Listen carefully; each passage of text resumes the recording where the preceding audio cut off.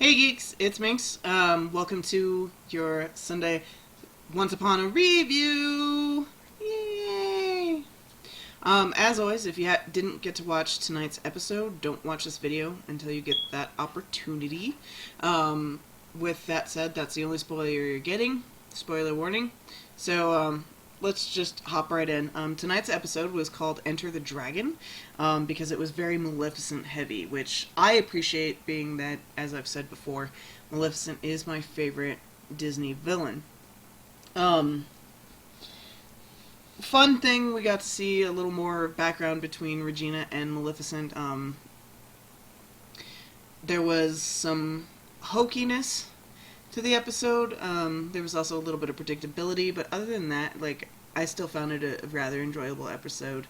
You got to see, her in dragon form again. You got to see early Regina, but it was before the badass costuming. It was more the downplayed, I'm wearing a horrible cloak for a while thing, back when she was still in her student days with Rumple.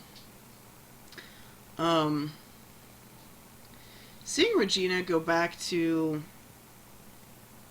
kind of her roots as a villain, doing this undercover thing, I still don't know how I feel about that.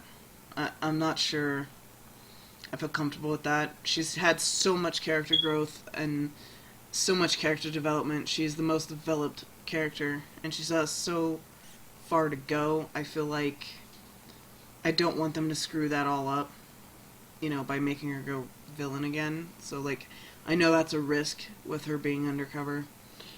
With that said, sorry, I'm not feeling so good today because my allergies are just going crazy, and I ended up getting called into work for a little bit. A very busy day, so I'm a little tired, more tired than normal.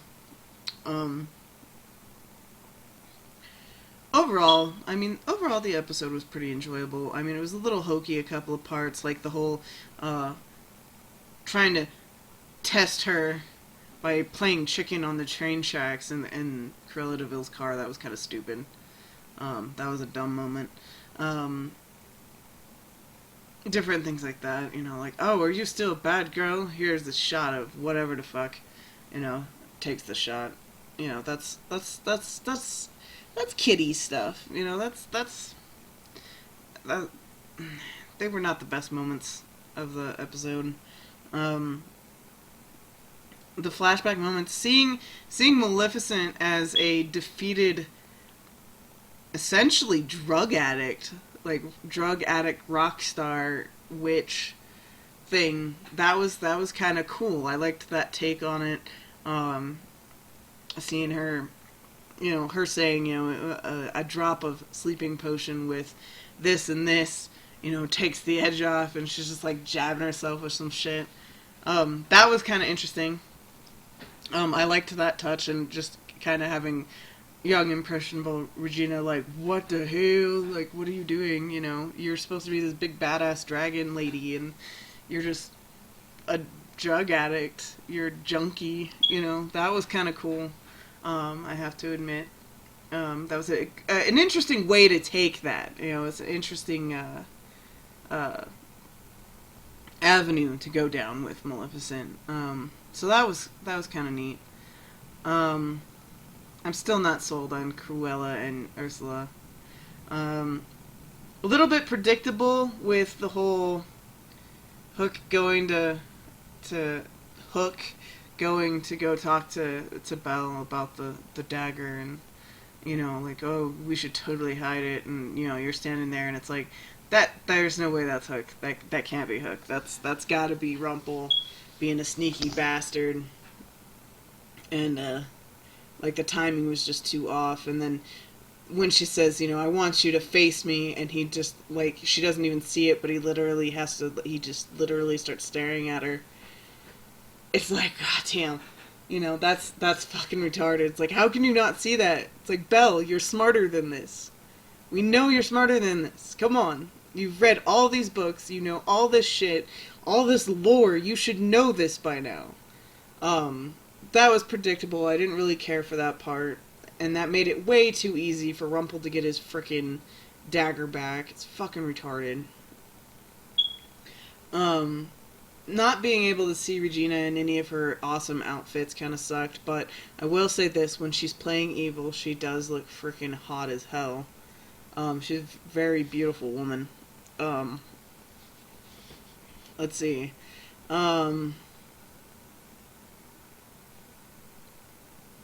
Some of the effects were a little meh, you know, like the dragon could be cooler.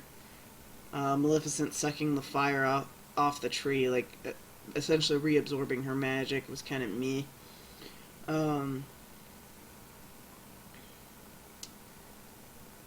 As Cruella and Ursula are still kind of ish. Let's see, what were some of my favorite moments in this episode? I gotta say, the fact that freaking Regina kept telling him, oh my god, conspicuous, you know, quit being so conspicuous, like, we have to meet in secret, you know, and then she'd get pissed off and she's like, oh great, you bring the whole the whole charming softball team and their pirate mascot, like that, like, you know, Regina-isms are always a winner, they're always a clear winner, and so that was good.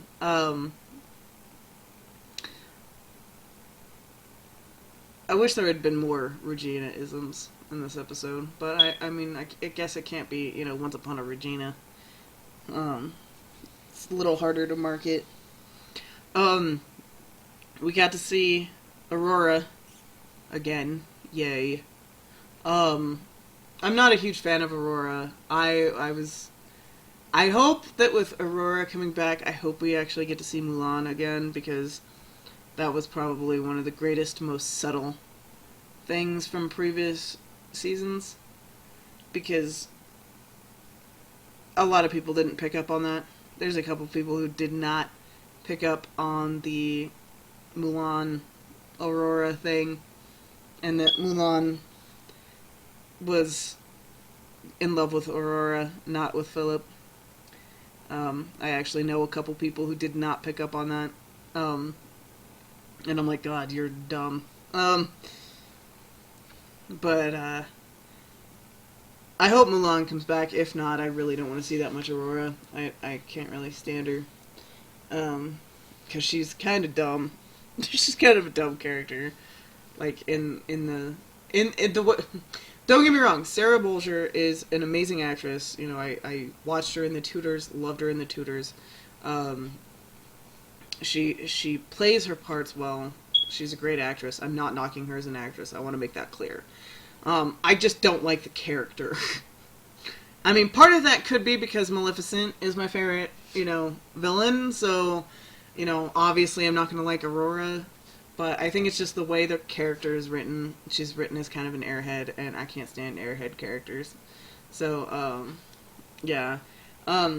Emma is trying to be a good friend and back up Regina and be her backup and insist on being her backup, and is being just as stubborn as Regina. Like, I feel like they are really two sides of the coin. And I think she should have really listened to herself when she said, you know, my secret power is just going off, you know, like, you know, just talking about her, pretty much her spidey sense of lying, and it's like, you know, I feel like everyone's hiding shit from me. Maybe you should listen to yourself, because, yeah, they all are. Your parents are freaking out about something, and, you know, you need to find out. You need to get to the bottom of that shit. When they kidnapped Pinocchio, I had already known from stuff reading articles and interviews and stuff with the creators of the show that they did say that something about August would come back, so I kind of figured something was going to happen and they were going to turn him into August again. You know, they were going to age him up. So that makes more sense, because, I mean, it's a lot less guilt in torturing a grown-up than there is, you know, a kid. And they can't really show that, because it's Disney, you know. So, I don't know. All in all, I'll give it an A-, because there was a lot of Maleficent. They went an interesting way with Maleficent, showing, you know, the aftermath is she became a druggie and had to be re-inspired by Regina. I liked being able to see that Regina has the ability to inspire people. So she does actually have a strong personality outside of just being evil. She inspired her to get in touch with her magic again. There was some hokiness and some predictability issues that which is why I don't give it an A+. All in all, though, not that bad of an episode. Belle needs to fucking wise up. I thought she had with the whole kicking Rumple out in the first place, but now I'm starting to wonder because she just keeps falling for some stupid shit and stupid tricks, and it's like, I'm sorry, yes, Rumple's smart, but he wasn't smart enough to keep her from kicking his ass out. So let's flip the switch here. Loved the fact that it was Maleficent and Regina heavy. I wouldn't mind seeing more of that. I want Emma to really straight up take on her parents and be like, okay, what the fuck's going on? I want Belle to wise up. I'm hoping Mulan comes back because I want to see some more of that shit. Yeah. As far as next episode, excuse me. As far as the next episode, yeah, I'm excited to see it. I'm always excited to see it. Looks like we're gonna get some more hook action, some more deviousness. We actually get to see August come back, and we'll see what happens to August. Obviously, he's kind of lying. My theory, I'm gonna just straight up say it right now. My theory is that if August doesn't know the author, I think August either is the author or he was an apprentice to the author. Like, I think he...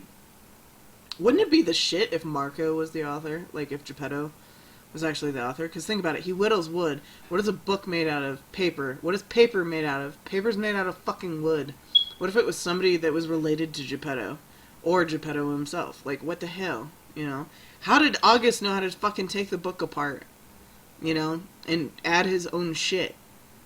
Like, obviously he's either run into the author, he is the author, he was trained by the author, related to the author, who knows? He knows something. So, hopefully we'll find out what it is. Anyway, so that was your Once Upon a Review for Sunday. I hope you enjoyed the episode. I did, you know, but that's me. Some people probably won't. I'll see you guys next Sunday for our next Once Upon a Review for the next episode. Later, geeks!